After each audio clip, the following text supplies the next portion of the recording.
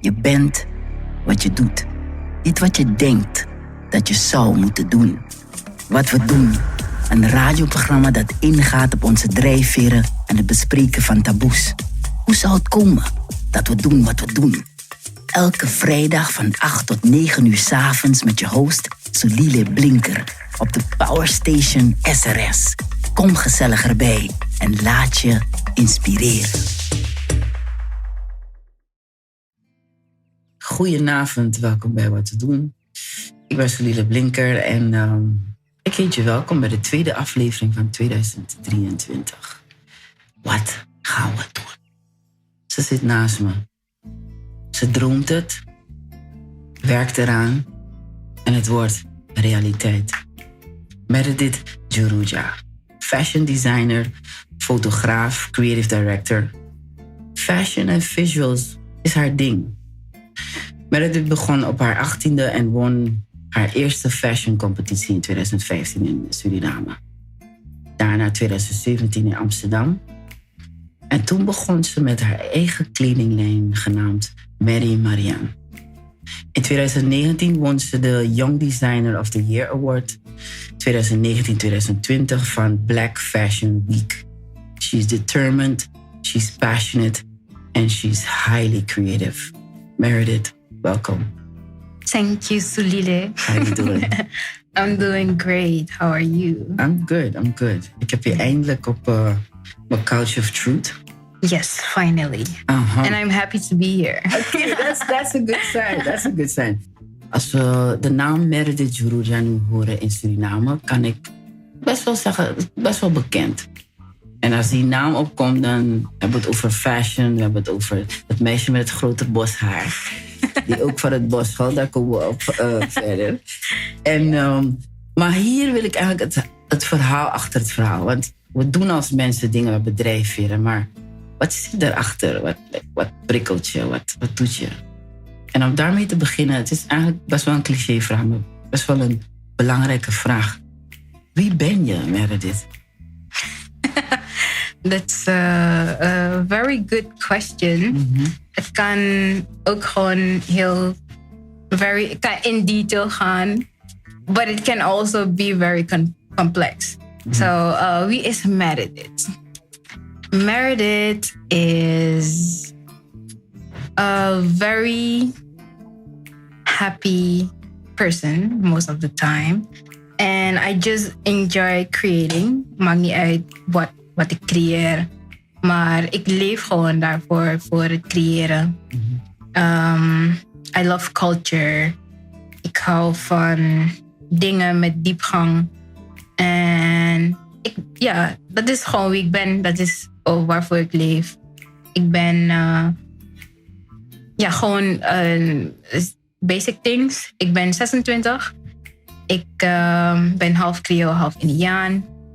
En daar haal ik mijn inspiratie ook. Van mijn culture. En there's a lot more. Maar ik denk dat dit voor nu genoeg is. Ja, want je zegt heel veel dingen. Ik hoor, je bent van het creëren. Dus van niets tot iets.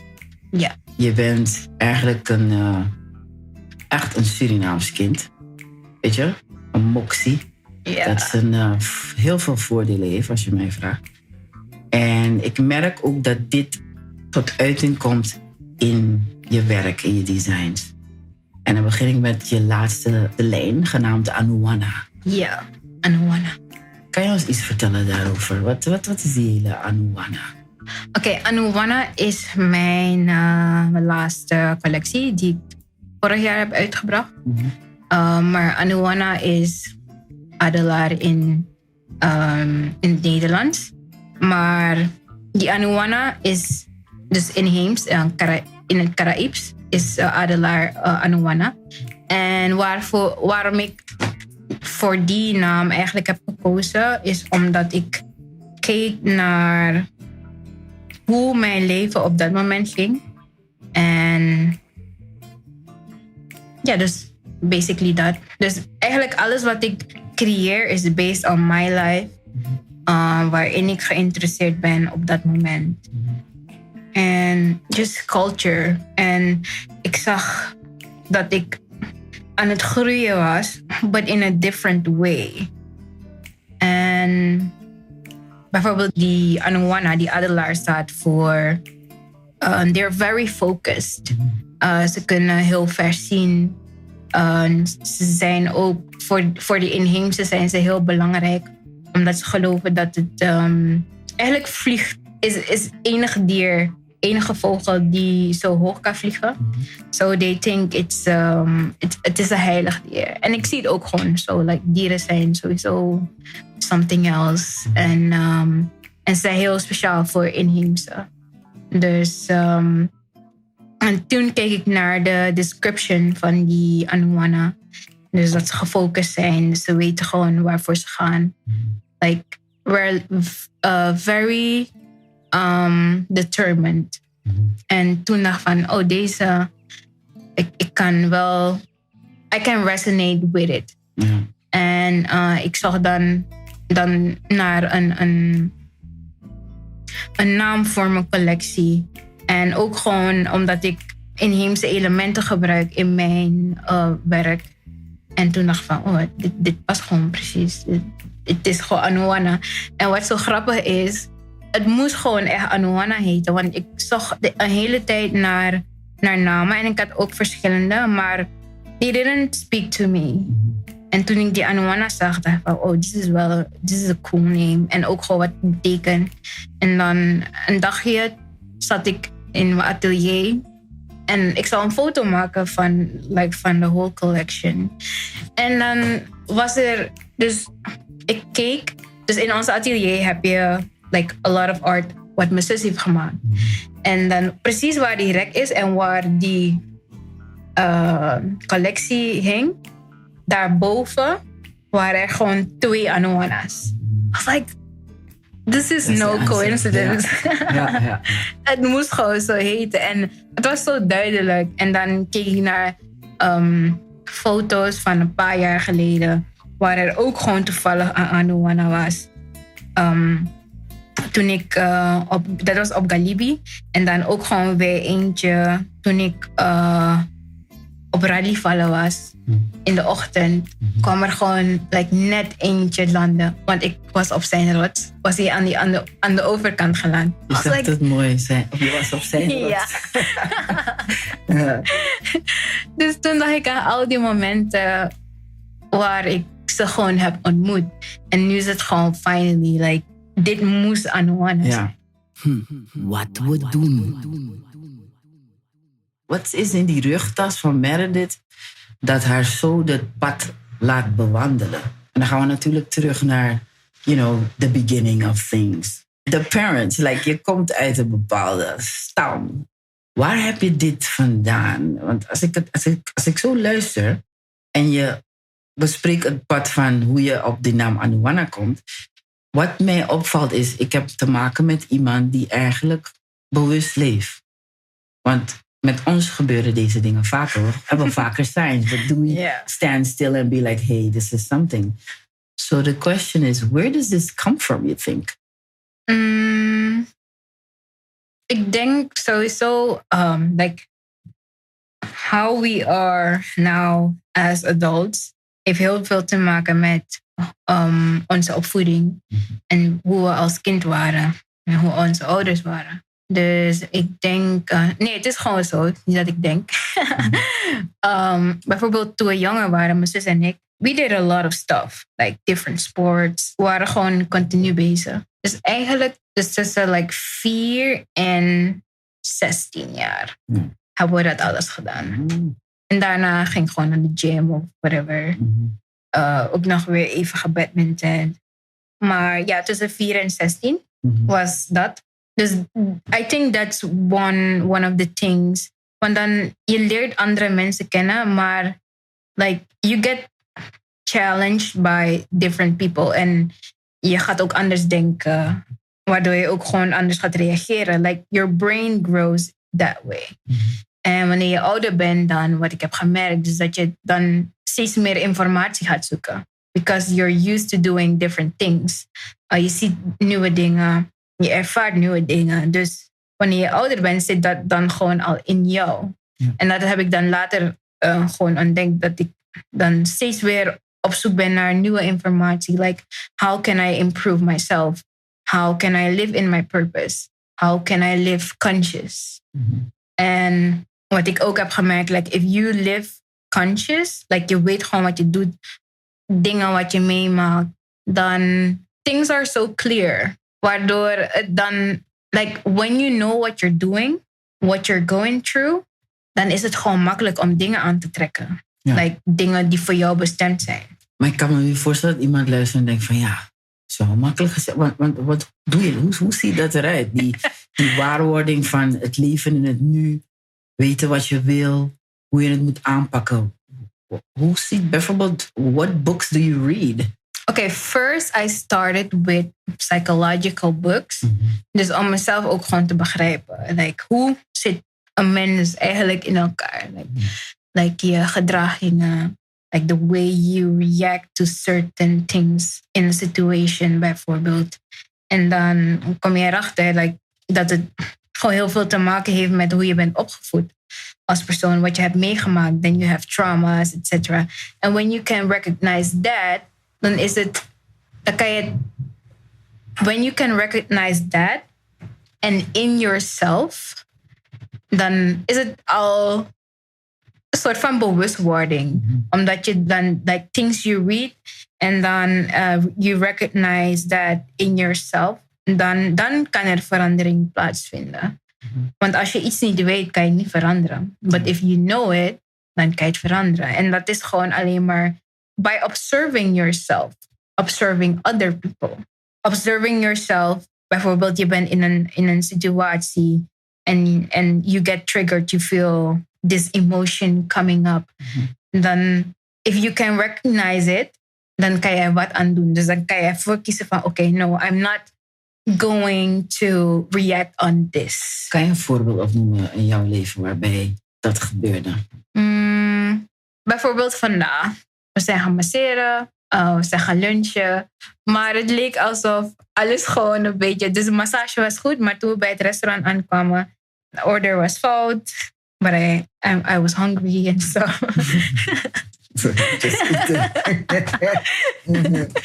Dus dan misschien, ik denk van... als het iemand anders was, dan zou de persoon misschien... The person would get mad. Like, je hebt honger, je order is opgefokt. You would get mad. Dus, maar ik was like, oké, het kan gebeuren. I think when you get to this point, that you understand that things can happen. En dan voel je die emotie eens niet meer. Like, oh, I would get angry. Dus ik voelde me niet eens boos of zo. I was like, okay, I'm dealing with another person. Maar je zag dat hij een beetje... Het was niet zo leuk voor hem, which is understandable. Dus dan probeerde ik dan gewoon kalm te praten. What I always do. Maar bijvoorbeeld als het een paar jaar geleden was, als ik me boos zou voelen, I wouldn't react on it. Dus ik zou het wel gewoon voelen, but I wouldn't project it on the person. En ik denk dat dat heel belangrijk is. Je kan je zo voelen, but you don't have to project that on the person. Bijvoorbeeld, soms worden mensen boos of ze worden getriggerd door de situatie. Maar het is niet dat alleen van de situatie that make them mad. Het zijn misschien dingen van tevoren, like years ago, of whatever. Of misschien kom je van een plekje waar het ook gewoon niet goed is gegaan. And you just flash for the person. En dat is dan niet terecht, om zo te zeggen. Ik hoor een beetje NLP daar. Weet je, NLP leer je van... als je een probleem hebt met iemand, dan moet je juist kijken naar... wat is het in jou dat het zo irriteert. Het heeft niets met de persoon te maken. Exactly. Okay, bingo. Nice. Wat we doen. Een van de grootste steunpilaren in je leven, dat is je moeder. Ja. Yeah. Vertel eens over de band met je moeder. Yes, my mom. She is... Ja, dus soms denk ik... Oké, laat me zo beginnen. Soms denk ik van... Oh, dit is wel... dit is wel echt speciaal. Dus dat je gewoon iemand in je leven hebt. Niet gewoon iemand, maar gewoon echt je moeder in je leven hebt. Like someone really close to you die je zo support. Want, to be honest, ik heb het niet echt... Je ziet het niet zo vaak. Dus dat bijvoorbeeld wat mijn moeder voor mij doet. Ja, vertel eens wat. Dus breng ons in het plaatje van Meredith mama. Wat doet ze allemaal? Zodat mensen het weten. Maar ik ken haar. En tell them what she does do. Like basic things, you know. Oké, ik werk samen met mijn moeder. Van haar heb je het geleerd, hè? Ja, dus Marion doe ik samen met mijn moeder. Zij is een modist. Maar she could be a teacher also. But she doesn't want that. Maar dus ik heb het van haar geleerd. So we work together. We do everything together eigenlijk. Mijn moeder, like basically alles wat je denkt. Like bringing me to meetings, supporting me when I have events, therapy. Basically everything gewoon in één persoon. Dus ja, dat is mijn moeder. She's very selfless. Like the epitome of... Hoe heet je moeder? Mijn moeder heet Helen Neyman. Helen Neyman. Mungo. Je weet toch een keer... Ja, she's from Mungo. Like, een keertje was je thuis bij ons. En ik weet niet wat het precies was. Maar toen zei van... like, je drinkt je moeder haar bloed, hè? Ja. En Meredith, je bent verwend, hè? Ja, en wat zei je toen? Ik weet niet meer. You said something like echt iets typisch vissen. Zo van, ja, maar het is toch normaal. Of ik zei van nee, Meredith. I deserve it. Ja, ik herken het, want ik ben ook verwend. Yeah. En ik ben ook visser. Dus ik herken bepaalde dingen. Nee, maar echt, ik weet niet, mensen, ik weet niet als jullie deze mevrouw kennen. But this is like supermom. Ze brengt er overal. En eigenlijk aan de ene kant vind ik het niet goed. Want je weet hoe ik denk. Je moet je rijbewijs halen, Meredith. I know. You know what I mean? But I like to be... I know, but you need to give her ruimte toe. I know. Oké, dus dat is mama. Mama naast die kroos. Maar papa na broedo. Yes, yes. Ka na papa? Yes, dad. Joeroeja. Ja, Joeroeja. Hij is er niet meer. Hij is nu al een jaar en 3 maanden overleden. Ja. Ja, ik heb hem niet echt heel... Ik ken hem niet zoals mijn moeder. I spend a lot of time with my mom. Maar met hem heb ik... We kenden hem. We belden hem. Maar niet dat we hem echt kenden. Maar wat je zei... Papa na broedo. Het lijkt alsof... Like when he died... Like something else... Ik ben gewoon in the next chapter of my life. Qua creativity. Because like... Daarvoor... I wasn't angry at him of zo. Maar... Ik dacht er ook niet echt aan. Like... How is my dad? Hoe is hij als mens? Gewoon als persoon? Maar hij was ook niet echt altijd zo open. We hadden wel contact. Maar dan toen hij overleed... Dan kwamen een heleboel vragen. Like, who was he as a person? Wat heb ik van hem? En, ben je er nu achter gekomen? Nog niet alles. Maar ik weet wel... Like, he was very business-minded. Hij had een houtconcessie. And I see that, like, I'm business-minded too. Like, I constantly think about hoe kan ik iets verbeteren of zo. Of what else can I do? Dus dat denk ik sowieso dat ik van hem heb. But that's it. Misschien ook, mijn moeder zei dat hij het eeuwig warm had. Maar ik heb het niet eeuwig warm of zo. I just like being outside. Yeah. I love water. Ik weet niet of ik van water hield. Maar ik denk wel, like the part, like inheems the part where they love the interior. Dus hun omgeving, respect daarvoor hebben. Dat ik dan wel gewoon heb geërfd van hem. Ja. Wat we doen. En je zei iets heel moois, hè? Since the departing of your dad, want hij is fysiek niet hier, maar geestelijk altijd. Ja. Heb je een soort oblivion gekregen? Kan je me brengen daarin? Ik zou niet precies kunnen uitleggen hoe. Dus hoe ik me voelde. Maar bijvoorbeeld... Dus hij is in 2021 overleden in oktober. En ik had wel altijd het gevoel van... Ik wist wel dat ik hier op aarde ben om letterlijk te doen waarvan ik hou. En everybody here is actually... Maar je moet gewoon erachter komen what you love to do. En dan toen was ik al bezig met fashion. Maar ik dacht ook van... I really love visuals as well. And just expressing myself in every creative way. En dus naast de overlijden dan dacht ik van... Dus dan voelde ik me gewoon echt anders. Like, I really need to go for it. Like, I really need to express myself how I want to express myself. And how do you want to express yourself? Oké, dus eerst was het gewoon alleen fashion. Maar toen was ik like... I like visuals too. En ik heb een heleboel ideas voor video's. Like short tales or whatever. And I love poetry also. Niet dat ik het ga schrijven. Maar poetry in video. Dus echt something artistic maken. I love digital art. Dus ik deed die dingen al. Maar niet echt van, hey, I'm really good at this. Of zo. En het is begonnen...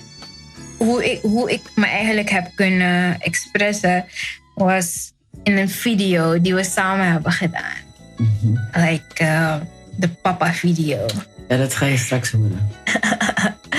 En ik stuurde je nog een bericht van... Hey Sulile, I have this great idea. En toen begon ik je uit te leggen waarom ik het wil doen en zo. En wat ik ook voelde op dat moment was like... Okay, I know ik heb mijn vader niet echt meegemaakt. I'm not mad at him.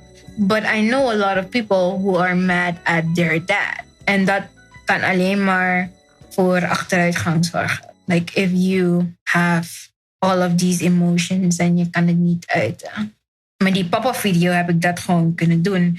En I don't know if I told... Ik heb je niet verteld like hoe ik het heb ervaren. Dus... Vertel. Dus die dag...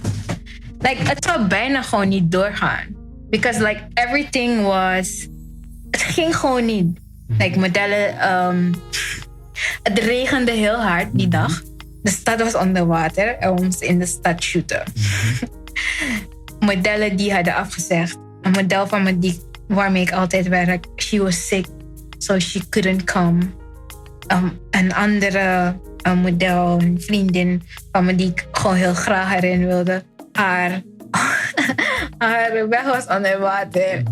En my mom couldn't get her. Like, er waren zoveel dingen die gewoon misgingen. En I was like...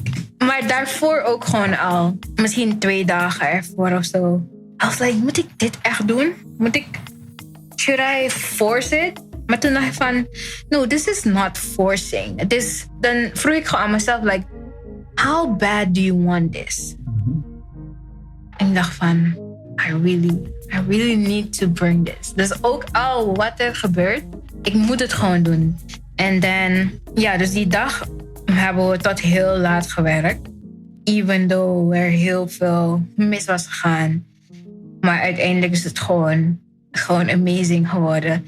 Dus na die shoot, toen ik thuis was, het was volgens mij 2 uur of 3 uur of whatever. Want we moesten nog opruimen. En I put my earphones, track. Oké, luister. 1. Oké, sounds good. I really like the words. Like, second time. Ik heb letterlijk 20 keer naar die track geluisterd. Nee. Like, ik heb volgens mij bij die, like, the 7th time, toen dacht ik van, wow. Did Sulile really do that? Like, gewoon letterlijk alles wat ik wilde horen. Like, alles wat ik naar buiten wilde brengen, like the message that I wanted to give to the people, was dat gewoon, like, het was gewoon zo perfect. Dat ik gewoon begon te huilen. Oh, did you really cry? Yes, I really cried. En dan ging ik uit mijn kamer. Ik dacht van, moet ik mijn moeder storen? Party. Dan ben ik op de deur gaan kloppen, like, Mom. Toen had ze opengemaakt. En dan zag ze me huilen. I was like, what is it? What is er? I'm like, er is niets. Het is gewoon geweldig. Oh, zo leuk.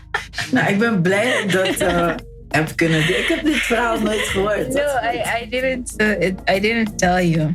Maar ja, dat was het. Ik zei ervan, er is niets aan de hand. Ik ben niet verdrietig of zo. Het is een soort van appreciation. En wat Zᴜʟɪᴏ heeft gemaakt is gewoon perfect. Like,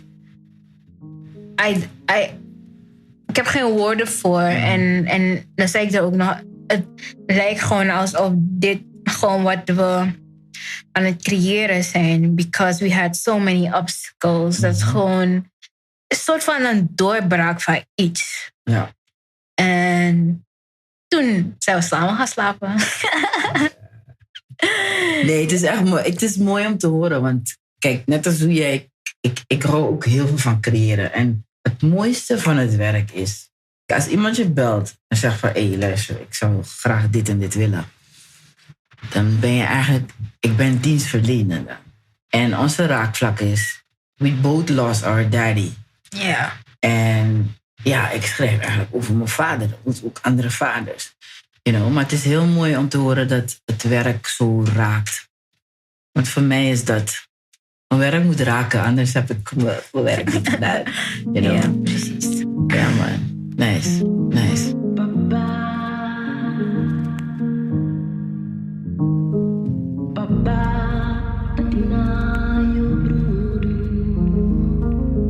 Father, Daddy, Papa.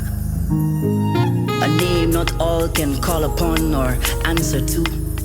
'Cause you see, it is easy to conceive, but a challenge to stay, protect and provide. Be not an anchor to hold us back. Be not just a sail to take us there. Be a guiding light, embedded in our smiles, laughter and tears. Can you hear me, Papa? Do you see me? Papa no abi bigi futu futrap en piking. Long botowi. Mekunshi. Vier lobby. Warderi. Dekleri. Dat you do. Na, piking fu piking. Papa, you na mi prudo. Granta yefe.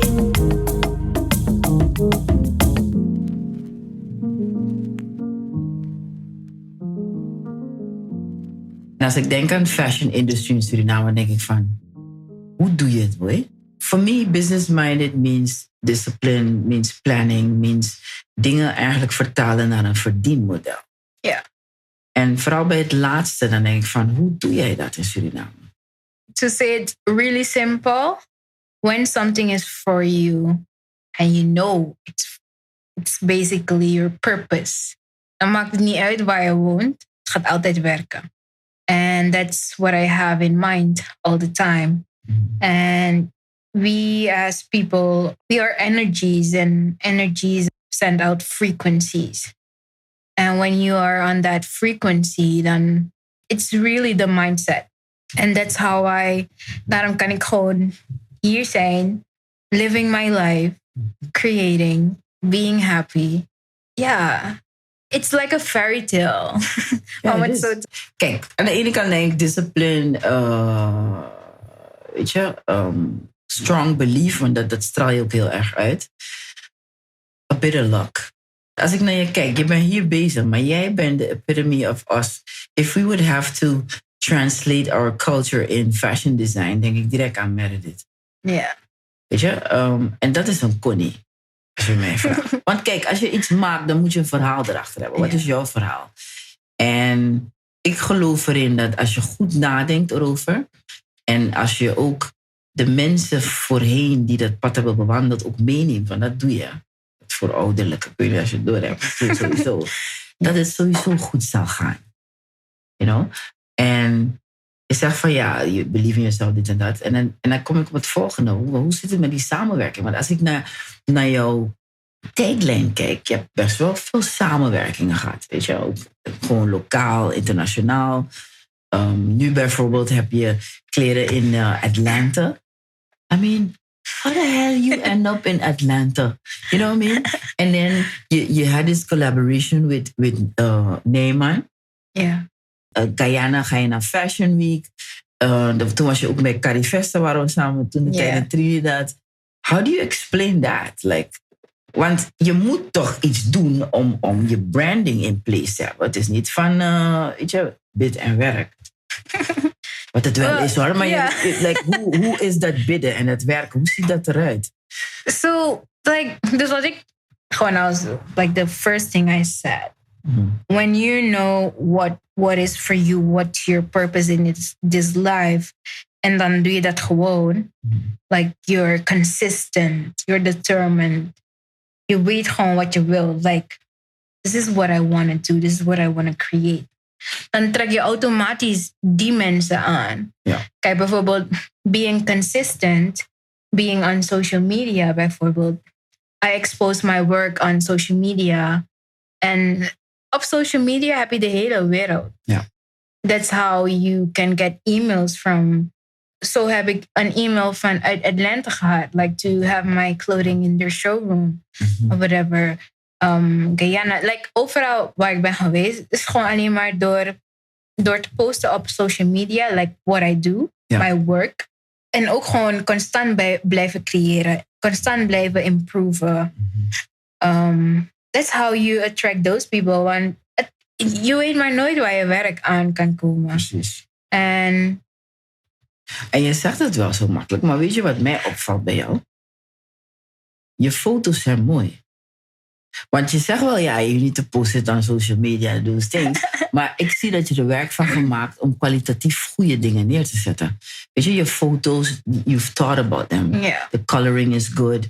Als je ook met mensen werkt, ik zie dat je niet met die chobo dingen komt. Het zijn dingen die over zijn nagedacht. Gewoon lilies. You know what I mean? Dus if we talking, because somebody else would be like, okay, dan moet gewoon op social media. Maar in jouw verhaal, wat ik zie is, je gaat onderzoek doen. Je weet van, daar zijn ze bezig met allerlei dingen. Want mensen, als je naar de thuis gaat, toch? Dat muziek alleen maar naar ze luisteren, denk je van, waar komt dit meisje vandaan? En dan heb je van die sites die jij alleen kent. Door jou leer ik heel veel dingen.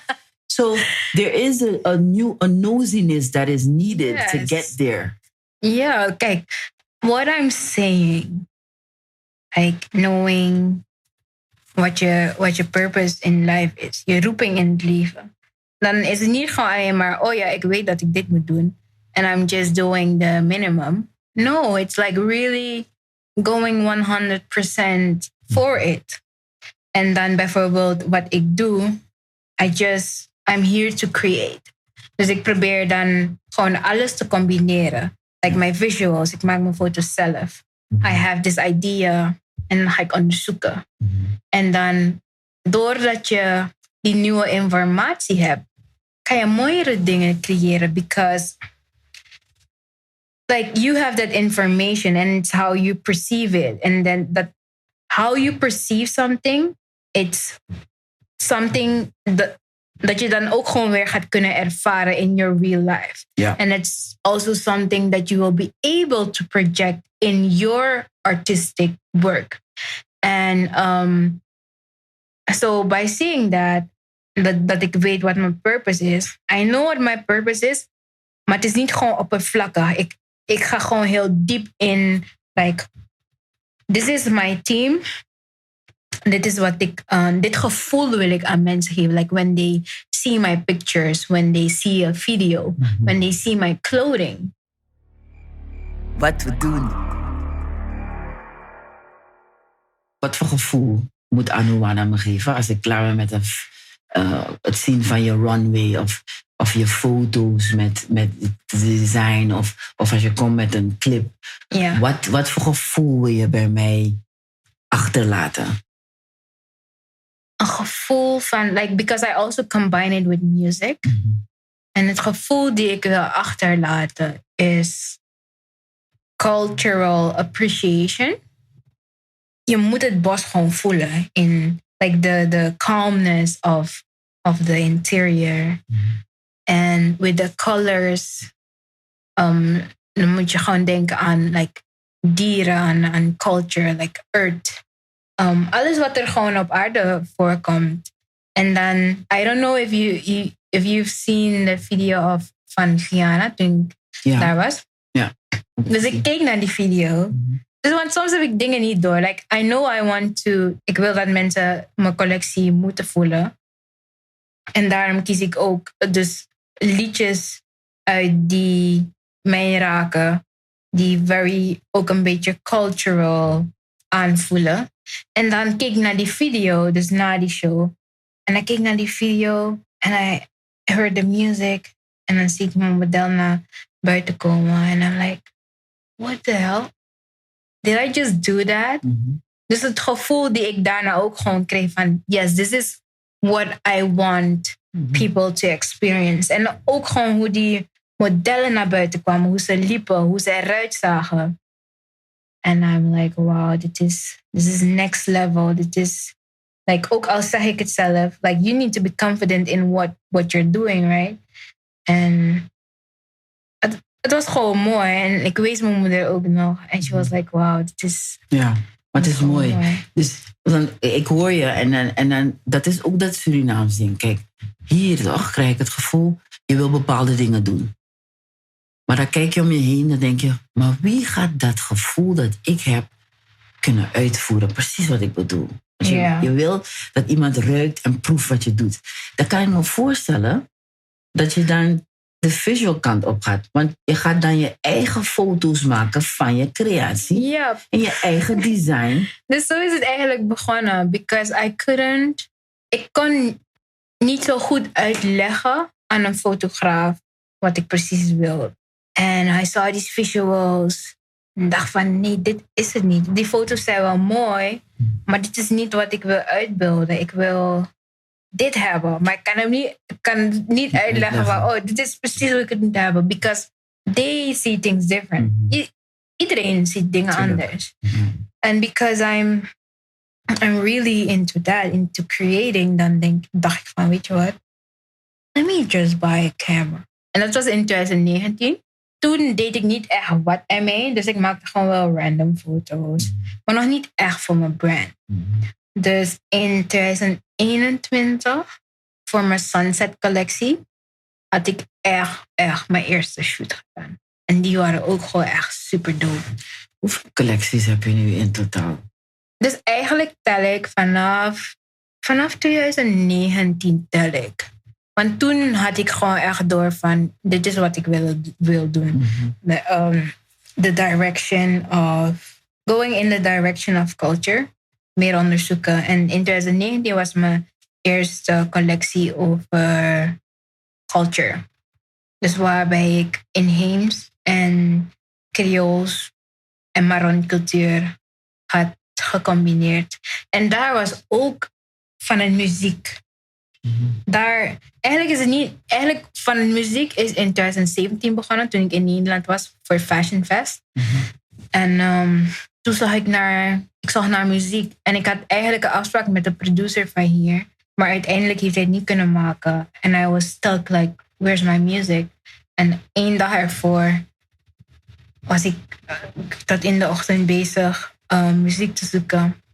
Maar ik kon gewoon geen muziek vinden. Ik wilde geen normaal muziek gewoon van een artiest. Ik wilde eigenlijk gewoon alleen maar instrumentals. Ja, en volgens mij is het van natural African beats.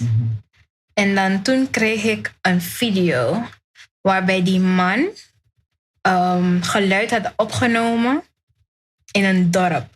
Dus gewoon van alles wat ze deden. Bijvoorbeeld iemand was een boom aan het hakken. Ze waren bijvoorbeeld banana aan het stampen. Ze waren aan het zingen, hun muziekinstrumenten aan het spelen. Like someone is walking. Sound of life. Yes. En dan heeft hij een beat daarvan gemaakt. Dus toen ik het hoorde, I was like, wow. Dit is het. En toen ik was dan laatste als designer. En mijn modellen kwamen naar buiten. Ik wist eigenlijk nog niet hoe die juryleden het hadden ervaren. En op het laatst kwam die designer dan ook naar buiten. En dan word je gejudged. En die vrouw zei van, ik kreeg kippenvel. Ik hoorde je muziek en ik zag je designs. En I was like, wow. Dus ik had het gewoon niet door. Hoeveel muziek ook gewoon kan doen. En like hearing the music, seeing the designs. Dus eigenlijk gewoon het visuele. En dat gewoon combineren. Like wat voor effect het op mensen heeft. Yeah. Crazy. En bij die fashion was, I was the winner. Ja. En hoe? Wat we doen. Als mensen nu luisteren en denken van ja, het is allemaal leuk en aardig, maar ik wil die designs hebben. Wat moeten ze doen? Hoe kunnen ze... En what's the price range? Because nou, is het meer duur of is het meer betaalbaar? If you like art, dan is het betaalbaar. That's the damn right answer. Ja, je moet uitgeven om te investeren. Ik moet je zeggen, ik ben echt... to bring it to a personal level. Mensen zijn designed voor mij. En ik ben zeer tevreden met jou. Wat ik mooi vind eraan is dat je kan verplaatsen in een ander. En ik heb gemerkt bij designers moet je eigenlijk niet gaan met een Pinterest voorbeeld. Later gewoon. En het is taken, because now, hoe lang design je al voor me? Een paar jaar, hè? Ja, een paar jaar. En it has evolved. Yes. En ik heb ook gemerkt, qua samenwerking is het echt heel prettig. Heel prettig om met jou samen te werken. En je zegt iets waarbij ik denk van ja, dit heb ik ook met je meegemaakt. Dat uitleggen wat je denkt. Hoe ga je daarmee om? Dat is een uitdaging voor jou, denk ik. Ja. Je hebt het meegemaakt. Ja. Ja, ik probeer het. Kijk, soms gaan mensen niet begrijpen. Like, they really want an explanation. Maar, dit is wat ik wil. Enzovoort. Ga ik wel echt mijn best doen. Like, oké. Ik proberen te tekenen. Of whatever. Maar... Hoe is het tekenen? Look. Like, soms wanneer... Ik hou niet echt van, like, sketchen. I can sketch something. Maar het gaat sowieso wat anders worden. Maar soms ben ik gewoon wel echt in de mood om te sketchen. Dus dan komt het gewoon wel goed. Maar soms voel je gewoon van nee, je moet gewoon werken. Je moet gewoon werken met je stof. En in het proces creëer je. Ja. In het proces kom je op iets. Dus je hebt wel gewoon een basis van this is what I want to create. Maar ik hou me niet vast bij een tekening of zo. Because when you're drawing, dan ben je gewoon in een andere staat. But when you're making it and you're feeling the fabric, you're listening to music, you get inspired all over again. En ik hou ervan om zo te creëren. Dus gewoon iets voor me zien, stof voor me zien. Wel een idee hebben van wat ik wil creëren. Maar het liefst creëer ik gewoon uit het hoofd. Like, the way I feel, dat moet gewoon uitkomen. Want als je het zo hebt hierover, ik kan me voorstellen dat je voorbeeldfiguur hebt in de fashion design. Kan je ons daar brengen? Wie zijn de mensen waar je naar opkijkt en hoe zou dat komen dat zij het zijn? Ik heb wel voorbeeldfiguren, maar het zijn like verschillende mensen. Niet alleen fashion designers, maar ook gewoon like artists. Bijvoorbeeld, I really love FKA-Twigs. Ze is een artist. Ze maakt alien music. Why do you call it alien music? Because not everybody loves her style. Snap je? Maar ik kan haar... Ik voel haar gewoon wel. En gewoon alles wat ze doet. Ze heeft haar eigen dans. She produces her own music. She's a creative director of her own music clips. Ze is gewoon een artiest. That's how I feel also. Dus ik wil ook gewoon mijn eigen dingen. Dus alles waaraan ik kan denken, wil ik gewoon creëren. And that's what she does also. So she inspires me because she's on a different level. Dus dat vind ik gewoon mooi in haar. En hoe ze gewoon zichzelf is. Dus want ze kan ook denken van, oh ja, maybe people might not like it. En dan gaat ze gewoon R&B maken of hip-hop music. Ja. But I don't even know what her music style is eigenlijk. Het heeft geen naam. Nee, het heeft geen naam. Ja. They call it pop. But it doesn't feel like pop. Het is gewoon, zij is het gewoon. Het is gewoon FKA Twigs. FKA Twigs. Ja. Alright. Check it out, people. Ik hou van haar. Ik hou van Iris van Herpen als designer. Like, she creates alien stuff also. She gets inspired by creatures in the sea. Dus dan, ze doet heel veel 3D-print pieces die ze samenzet en dan heeft ze gewoon een garment. Dus gewoon de manier hoe ze het in elkaar zet, haar thought process en gewoon durf hebben van... Want ik heb dat gewoon nog nergens gezien. Het klinkt als een beeldend kunst. Ja. Een soort installatie. Maar yes, het voelt ook gewoon zo aan. If you watch her runway shows. Het voelt zo magical aan. En gewoon hoe die dingen ook gewoon flowen en die modellen. Het is gewoon mooi om te zien. En ik denk van, zij heeft echt gewoon een sterke visie. En that's a quality that I really have also. But dat ook gewoon nog beter kan. Like, I can improve that part. Dus zo inspireert ze mij. Er zijn fotografen. Ze hebben een beetje moeilijke namen. Maar gewoon fotografen die hun eigen stijl hebben. Dus wat ik heb gemerkt, wat mij aantrekt van like people that I look up to. Dus gewoon dat ze hun eigen stijl hebben. Dat ze gewoon altijd diep in de team gaan van wat ze doen. En dat is... I want to be on that level also. Ik doe het, but I know there are levels to it. Kan je een collega of een ander opnoemen dat je zegt van ja, die heeft potentie en daar heb ik best wel respect voor? In Suriname, hè? That's like I haven't seen like fashion designers. Er zijn sowieso goede fashion designers hier. But what ik doe bijvoorbeeld, I really treat my brand as a brand. Dus like coming out with collections, doing photoshoot, doing collaborations. Dus eigenlijk kijk ik meer naar buitenlandse brands, wat ze hun doen. Dus als je me die vraag stelt, kan ik niet echt een antwoord geven. Because I haven't seen something dus in het geheel. Ja. Om te zeggen van, oh, this is really dope. I look up to you or so. Oké. Wat we doen. We hebben het over verschillende interesses van je gehad, weet je. Muziek, fashion, visuals. Maar aan de andere kant van je leven heeft te maken met die organen van je, wat je eigenlijk in je strot doet. It's a vegan life thing, you know. Je was ook bezig met een vegan restaurant en je bent zelf ook veganist. Like, where did that come from and how does that keep you enlightened? So how I started, let's say the plant-based life. Dus ik hield heel veel van vlees vroeger. My mom knows.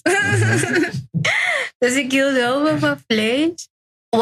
Dus volgens mij zat ik toen zat ik pas op FAR. Wat deed je op FAR? Ik studeerde international business. Heb je het afgemaakt? No. You regret that? Or? No, I don't. I don't regret it. Ik was gewoon in mijn last year. I just needed to write my thesis.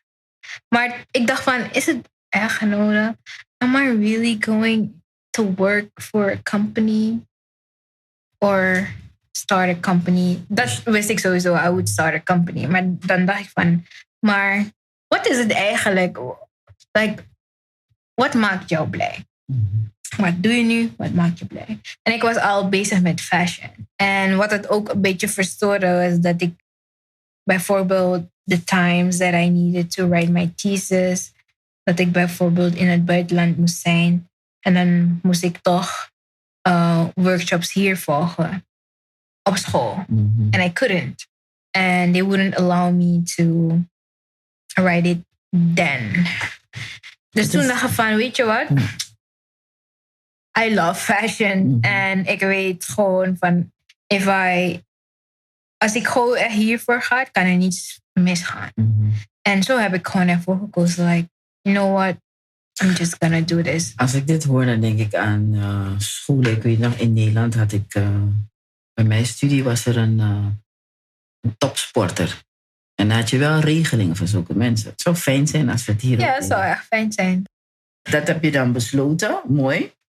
Maar je bent een vleeseter. Dus ik kan me voorstellen, om dat los te laten. Er moet iets zijn gebeurd, toch? Like, wat was die switch?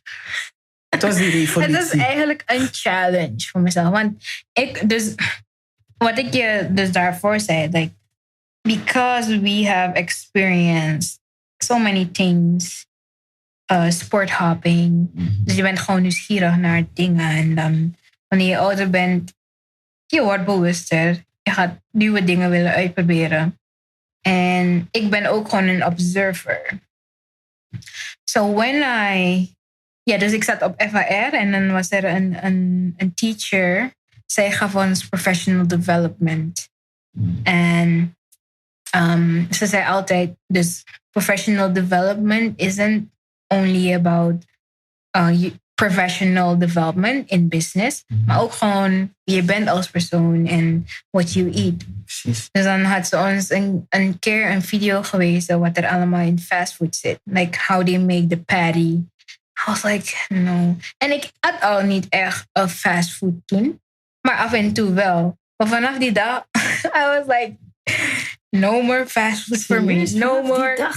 Ja, omdat ik het ook niet zo vaak at. Ja. Ik at niet zo vaak McDonald's of whatever.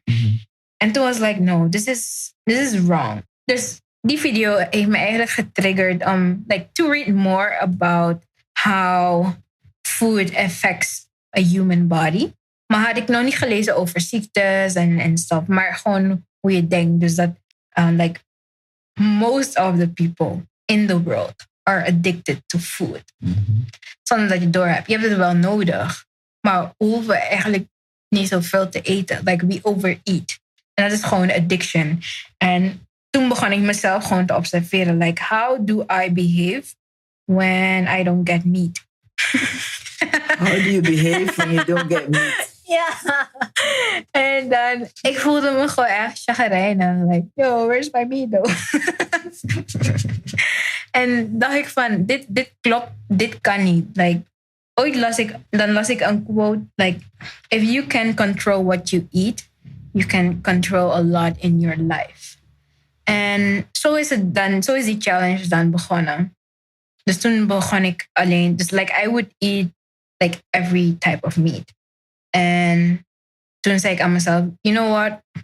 Ik ga gewoon alleen maar kip en vis nu eten. Het heeft een jaartje geduurd. En toen dacht ik van, ga ik maar vis eten.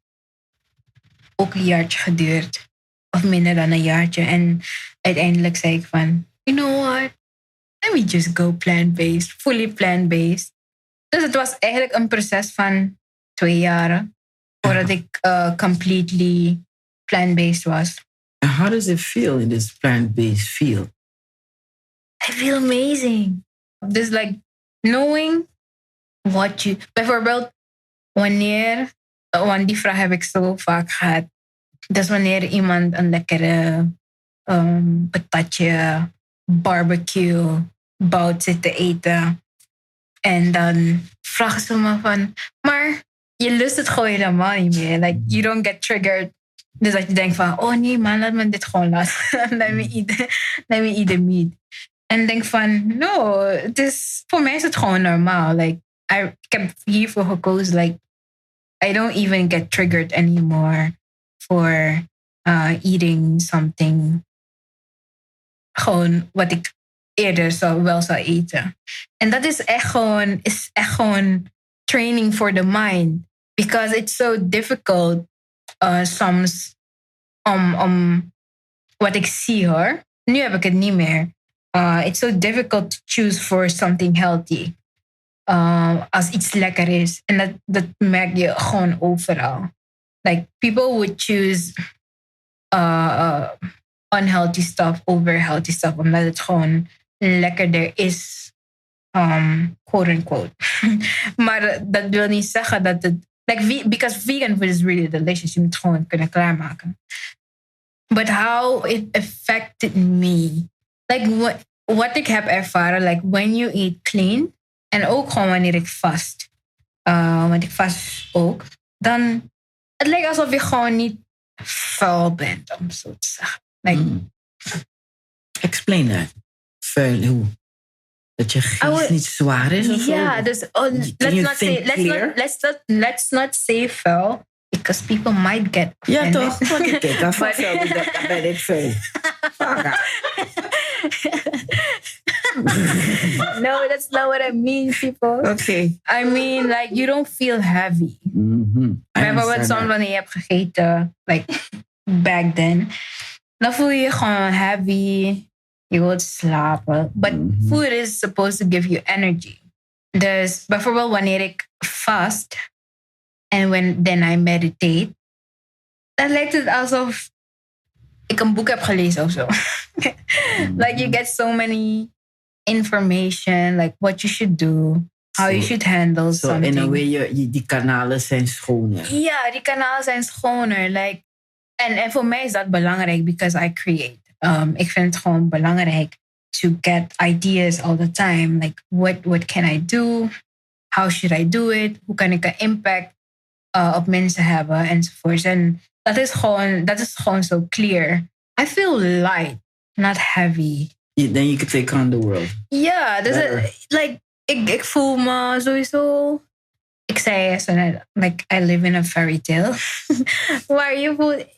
I cannot really explain it, maar ik voel me gewoon goed. Like, en ook door meditatie, because dan ben je gewoon met jezelf bezig. Wat we doen. Heel veel mensen zeggen, ja, ik mediteer. Toch? Maar hoe ziet meditatie bij jou eruit? En, like, what do you do? How do you meditate? Is there I don't know if there's a right way to explain how to meditate. No, but what works for you? What works for me? The stillness of the meditation. Dus eigenlijk gewoon tijd nemen voor jezelf. To sit down.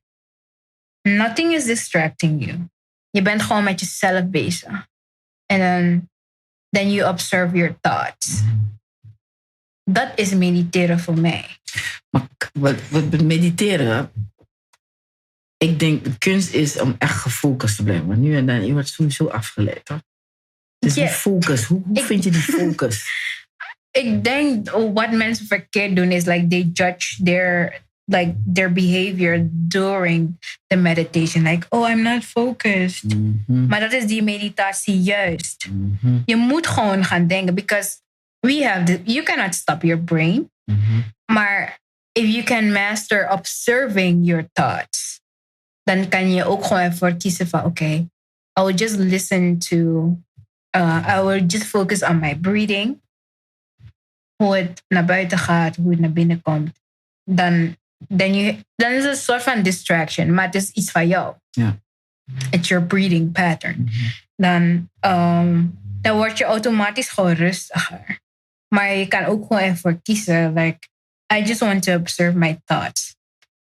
And when you are observing your thoughts, other thoughts come. Yeah. Like other downloads come, like, oh, this is what I can do. This is how I should handle this situation. Dat is mooi hoe het zegt, downloads. Ja. En als je mediteert, hoe lang neem je de tijd ervoor? 20 minutes? Half an hour.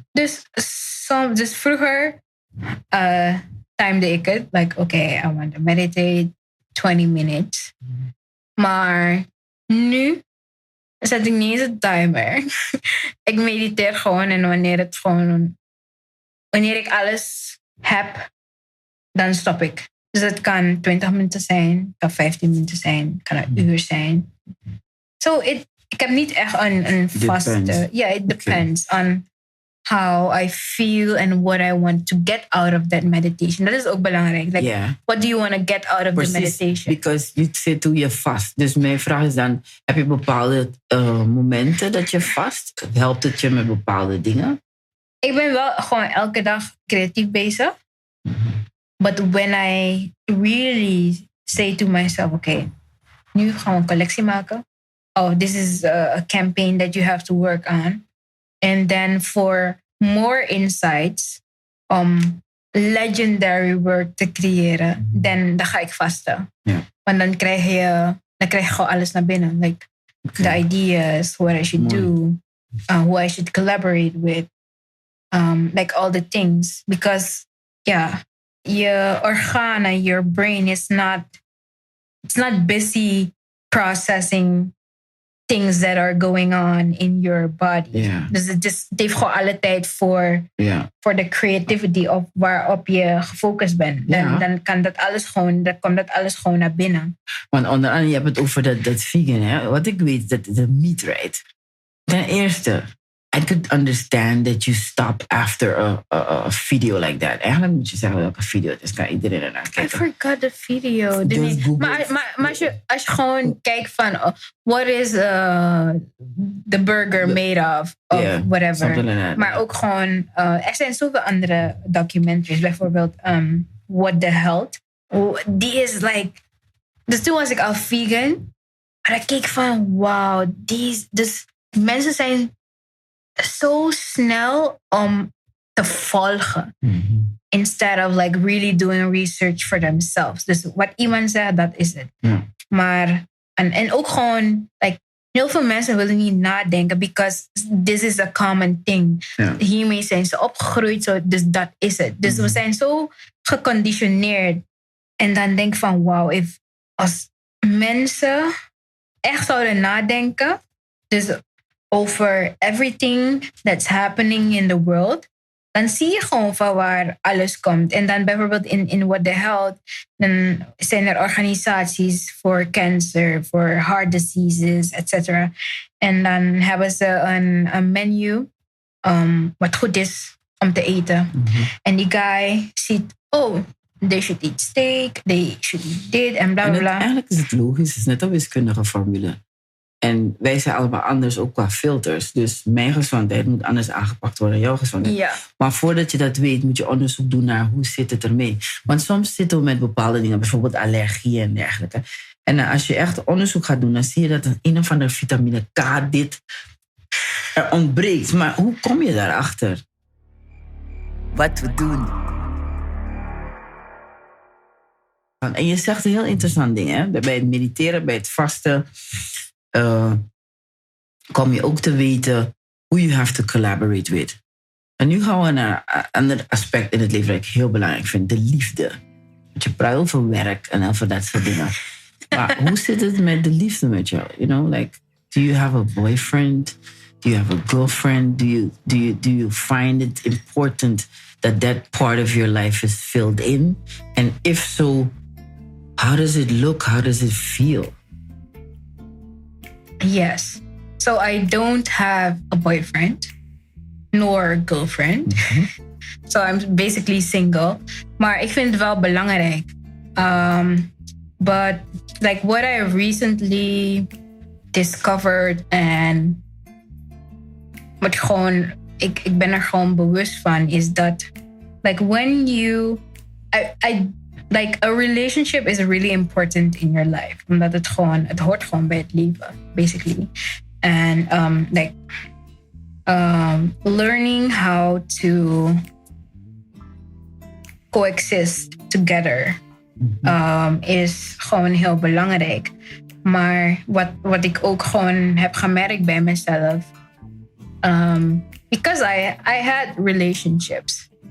Maar like after that relationship, like I would have another one.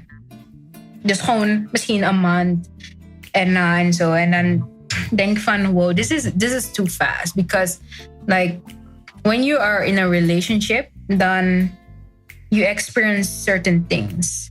You get triggered, misschien heb je een trauma or whatever. But then in your next relationship, then you project it on that person. And that's really bad. Dus dit is eigenlijk gewoon bewust. Heb ik gewoon ervoor gekozen to work on myself. En hoe lang doe je dat nu al? Almost a year. Okay. Yeah. Yes. Netjes. Dus het is... Maar hoe zie je dat er? Want oké, het is weer zo'n onderzoek, like getting to know yourself. En ik vind het heel eerlijk van je dat je zegt van eigenlijk was je op de voet aan het spelen. You know them people who are like from one relationship to the next relationship. Yes. I see it like you don't want to really deal with yourself. Exactly. Because when you're with yourself, it's net COVID. Toen COVID was gekomen, hadden we mental health problems, toch? Daar heeft het mee te maken, want je bent in de ruimte, je moet met jezelf dealen. Ja. Huh? Dus hoe is dit pad met Meredith? Die vergadering, breng me naar een vergadering. Meredith 1 en Meredith 2. Dus er zijn wel... 4, 5, 6, 7. Er zijn wel, like, hoe moet ik het zeggen?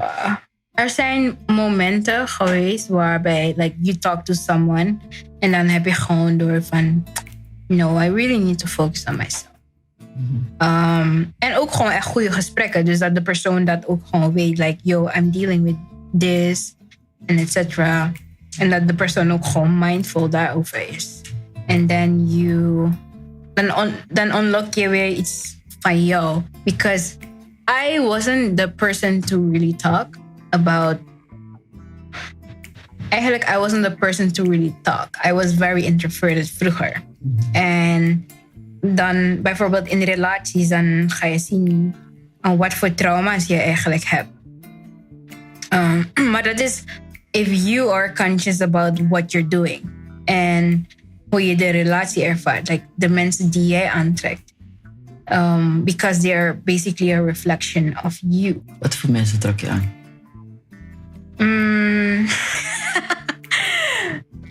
In het begin, when I first started dating, I would date like older people. Like 10 jaar, 12 jaar oude dame. Ik hoor Iyanla Vanzant. Wat zei je? Ik hoor Iyanla Vanzant. Dat is een motivation. Het is bekend geworden door Oprah. En zij heeft er werk van gemaakt om een studie te doen in fatherless daughters. Ja. Is dat het concept? Yes. Oké, ga door. So I read about that. Dus toen ik dan psychologische boeken begon te lezen. Dus waarom je zo iemand zou kunnen aantrekken. Because you're looking for a feeling that you have never experienced. Maar je verlangt er gewoon naar. En then that person can give it to you.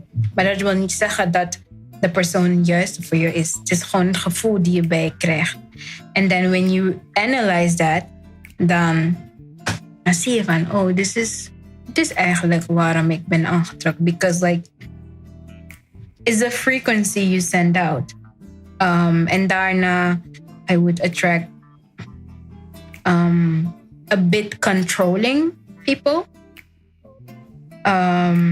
Maar dat duurde niet echt lang, omdat ik gewoon had van, yo, you cannot control me. I am this water thing. Yes, I'm this water thing. I like to flow. I like to do a lot of things. Maar dat was volgens mij gewoon te weten wie ik ben. Dus to trigger myself. Like, weet je dit echt? Do you really think this quality is something good in this person? Sommige mensen zouden dat gewoon wel leuk vinden. Like having somebody to control you. Zogenaamd, oh, they care. But it's their trauma that they are projecting on you. And recently, I have attracted spiritual people. Die ook gewoon op hun journey zijn. No. Okay. No, not at all. Maar die zijn dan ook gewoon weer een andere ervaring because we still talk. Because we can talk about these things. Like hoe ervaar je het leven? Waar like, how did you experience me? How did you attract me? Like, wat had je op dat moment nodig? Maar prettig hè, die open gesprekken. Yes, I really love it. Het is verhelderend. Ja. En ik vind het gewoon heel belangrijk because not because something didn't work out, wil zeggen dat je niet tot de persoon kan praten. Ik denk dat je juist met zo'n persoon moet praten. Exactly. Because you resolve things. Ja. Dus het is, ja, I feel you. Maar ja, met sommige exen hoef je echt niet meer te praten hoor. maar ja, het is een re-evaluation. Beautiful. Mooi man. Zie je? Want we horen Meredith nooit hierover praten. Ik wil dit horen van jou. I think people never really ze durven niet. It. Maar ze durven je ook niet te vragen, denk ik. Dus want je hebt een soort ding van, nu kan ik niet lolo zijn. That's true. Yeah. Sowieso praat. I like talking about ideas. Dus dan... But love is an idea too. A baby is an idea. You know what I mean? Maar ik vind het heerlijk hoe je zo dat pad uitlegt, weet je. En nu met die... Want wat ik heb gemerkt ook met mensen die van die spirituele mensen, dat je denkt van... Like, you know what I have? People that like to say, yeah, I'm spiritual. Daar krijg ik al een soort van haar op mijn achterhoofd.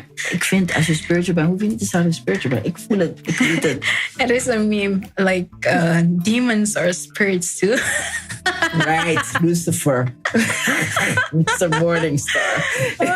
You know. Ja, mooi. Heel mooi. Wat we doen. Do you see yourself in the future with, a family and doing your thing? Wat zie je nu? Ik zie mezelf gewoon wel een familie hebben. Like a creative family. In het bos wonen. That's must.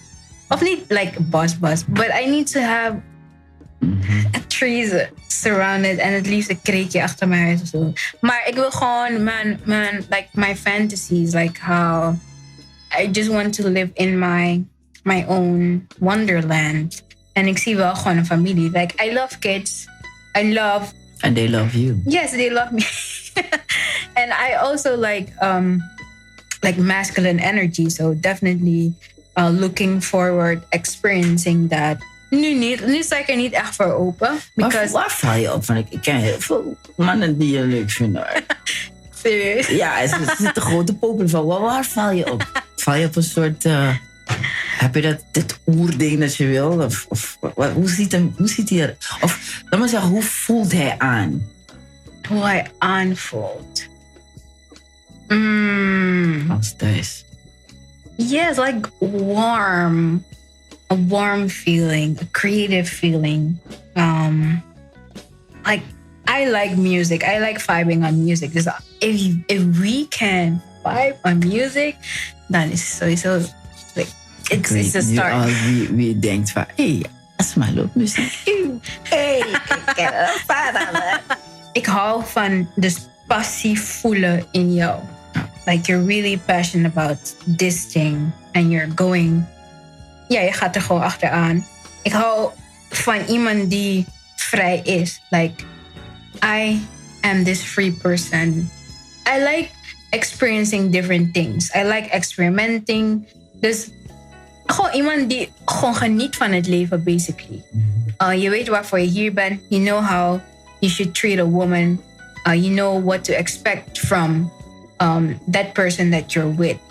En wat heb jij te bieden aan deze man? A lot of adventure. A lot of adventure in everything, basically. Like, ik hou ervan voor iemand te zorgen. Dus niet like what your mom does. Maar... Maar ik vind het gewoon wel leuk. Like, I like cooking.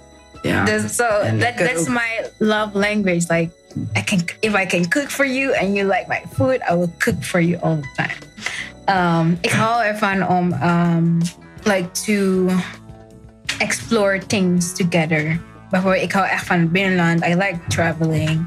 Dus eigenlijk, gewoon wie ik ben als persoon. Like, you need to experience me as a person. En dan zie je gewoon van, oh, she's this creative human being. She likes traveling. She likes cooking. She cares a lot for me. So in a way, being with Meredith is being on a journey that is in different realms, kan je zeggen. And it could shift, and you need to be open-minded enough to go along with it and create something together. Yeah. Dat is mooi. Wat we doen. Ik was op Vipassana. Ja.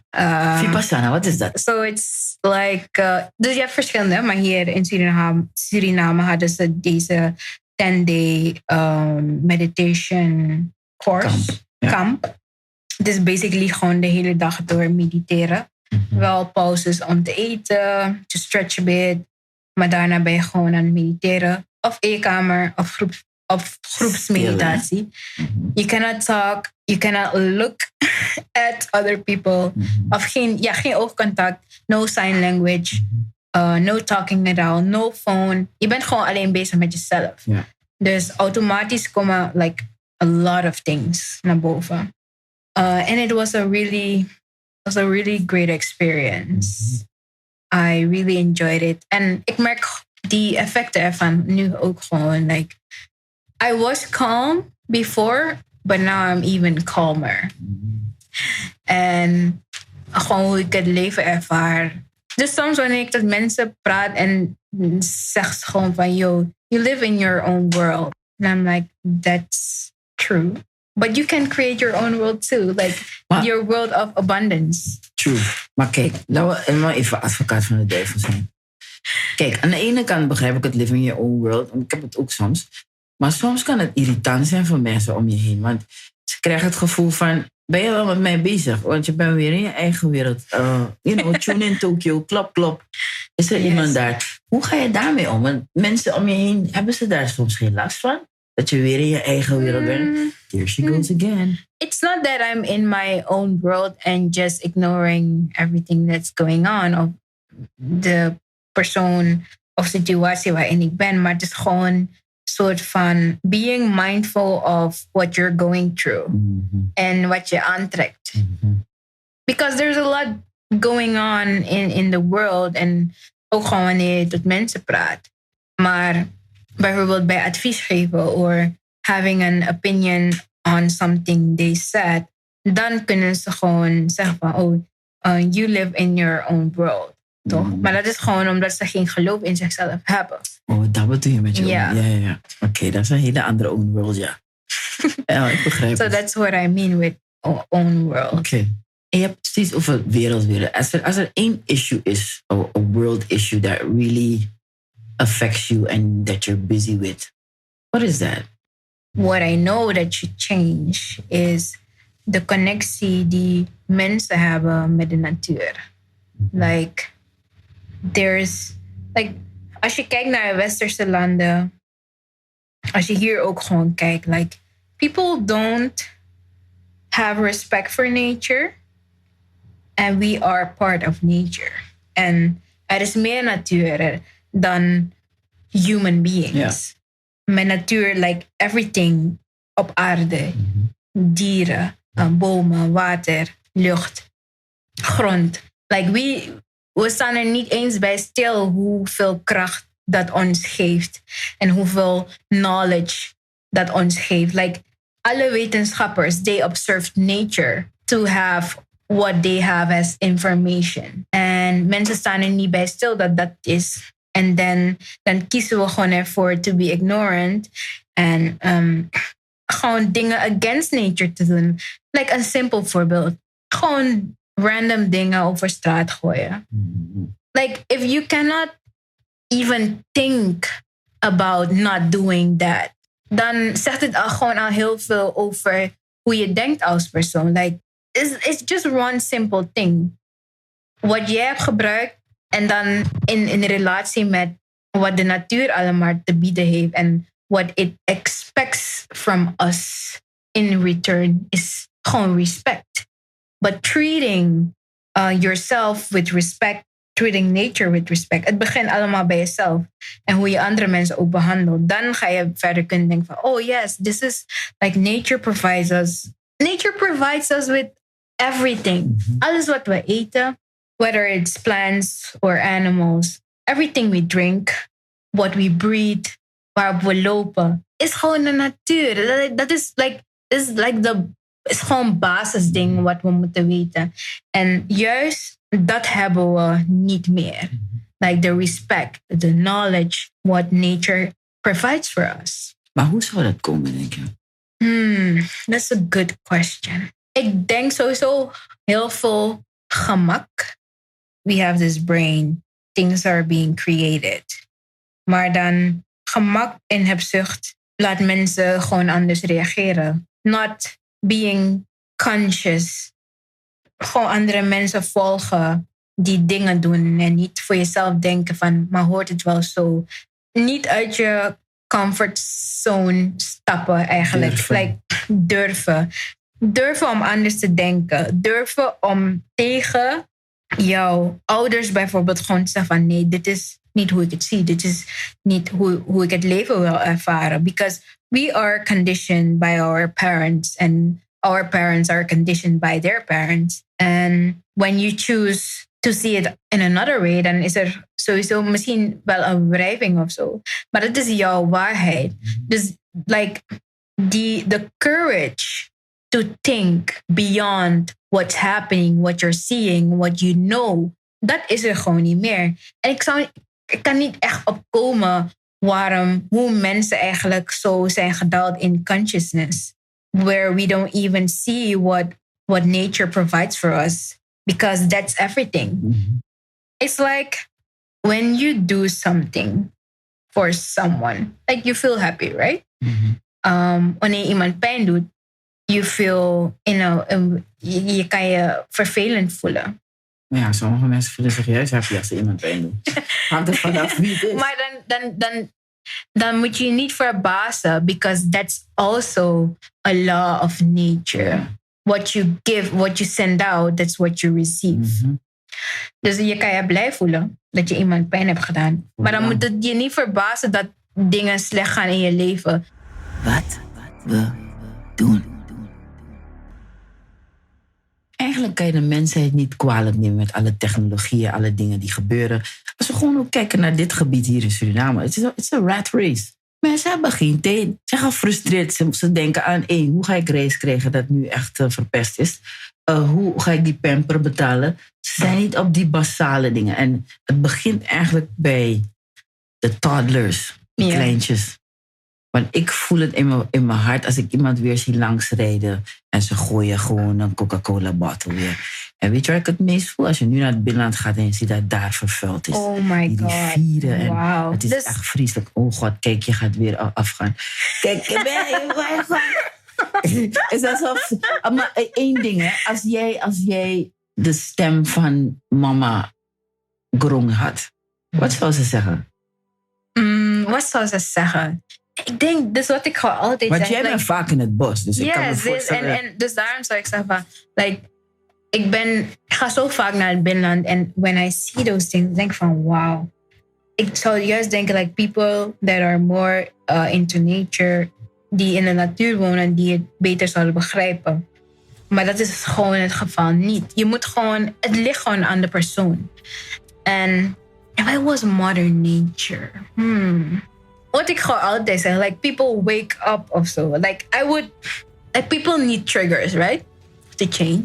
Something needs to happen for you to change. Dus iets moet gewoon gebeuren. Dat mensen gewoon doorhebben van, yo, disrespecting nature. Hoe klinkt dat? Ik zou, like, because I like, wat zei je? Terwijl je praat hoor ik van, jij moet niet praten. There's a sound by you that needs to come out. Je bent vaak in het bos, je hebt iets ermee. Dus als jij even je gaat verplaatsen in haar of in hem, dat je het heel snel krijgt. Yes, a sound like... Doe. Het zou een echt enge sound zijn. But people would understand it. Like, ik weet niet of je die kikker kent, maar die film Medusa, bicolor of tricolor. Maar in ieder geval, die kikker, dus ze gebruiken het, is like animals have spirits, and for example, your dogs, your cats, they have spirits that can heal you, right? Like when you're in a situation and you voelt je anders, like their presence heal you. Dus dan heb je bijvoorbeeld dan zo ook deze kikker die ze gebruiken voor rituelen, voor spiritual rituals. Ik heb het nog niet gedaan. Ik heb een documentaire erover gezien. It's interesting. But then you have this spirit, the Kambo spirit. Dus ze noemen het Kambo. Dus waarbij ze... Dus ik heb eentje gezien waar ze gewoon een sneetje maken in hun huis. En then they put die slijm van die kikker. Yeah. And then they have a spiritual trip. Yeah. And it leads you through wat je moet doen. You face certain things. En dus dat zijn die dieren. Maar like I was in Liba en we waren in een kampje, dus gewoon langs het water. En gewoon net boven ons, dus in die boom, was deze kikker er. Die Fulle Medusa kikker was er. En dus ik luisterde ernaar. I was like, wow, this is not just an animal. This is not an animal. Like, die call, dus het is eng. Dus toen zei ik aan de persoon waarmee ik was, zei ik van, daarom zagen die mensen dat takrusan idee na busi. Dus natuurlijk, die dingen zijn er ook. Maar er zijn gewoon een heleboel dieren die gewoon enge calls hebben. En dan wanneer ze het horen, denken ze van, wow, what is that? Dit is nou een takrusan. Dus precies zo voelt deze kikker aan. But if you don't know, gaat het eng lijken. But if you know, dan voel je gewoon, like, this is not just an animal. Yeah. Het moment eigenlijk, like when you're asleep, is er, like, that's why you get dreams, etc. It's the moment where you can realize things. Ik zag ook een documentaire dat het goed is om tot je kinderen te praten wanneer ze slapen. Want dan, ze zijn rustig, ze horen je. Ze slapen, maar ze horen je. Their subconscious mind, they can hear you. En dus ook al, like I would do it as wanneer iedereen slaapt. Het is niet tegelijkertijd. But like per country also. Dus when people are... dus mensen die het als eng zouden ervaren, zouden moeten slapen. And people who are aware of what nature can do, die zouden het dan gewoon kunnen horen. And they would definitely feel it. Mensen, hoor je wat ik hoor? Dus ik vraag er, what is the sound of Mother Nature nu met alles, weet je, die poeha eromheen? En mevrouwtje gaat helemaal in een sound van een kikker, takursani. En ook nog vormgevende. Dus hoor je die creatieveling? Daar wil ze ook nog bedenken dat het eigenlijk tijdens het slapen... en heeft ze ook nog bedacht, deze mensen zo aanpakken, deze mensen zo aanpakken. Dit zegt heel veel waarom jij succesvol bent. Ik wil je bedanken hiervoor, dat je tijd hebt genomen. Dat je zo, weet je, because people don't hear you talking that much. Yes. And I find it's an honor for me that you did that. Ik wens je heel veel succes, man. Thank you so much.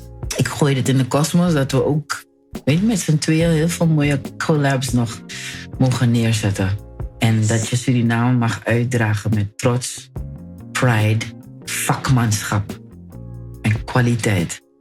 Thank you. It was an honor being here. And it's just always nice talking to you. Dus it was just a conversation. Maar ik vind het ook gewoon leuk dat dat we zulke gesprekken kunnen hebben. Where want de meeste interviews zijn just about, what do you do? What have you done? Etc. Maar dit is gewoon echt hoe iemand denkt. And I love it. I like conversations like this. Thank you. We love you. Thank you. We love you too. Nee, maar het is goed dat je zegt. Want ik doe het nu al een tijdje. En de motto gaat om drijfveren en het bespreken van taboes. Weet je? En Ja, je hebt het gedaan. Give me a high five, man. Yes. Alright. Hey mensen, als je dit hebt beluisterd, dankjewel voor tuning in. En als je het nog meer wil beluisteren en ook een uitgebreidere versie, check ons YouTube kanaal, Zᴜʟɪᴏ Blinker.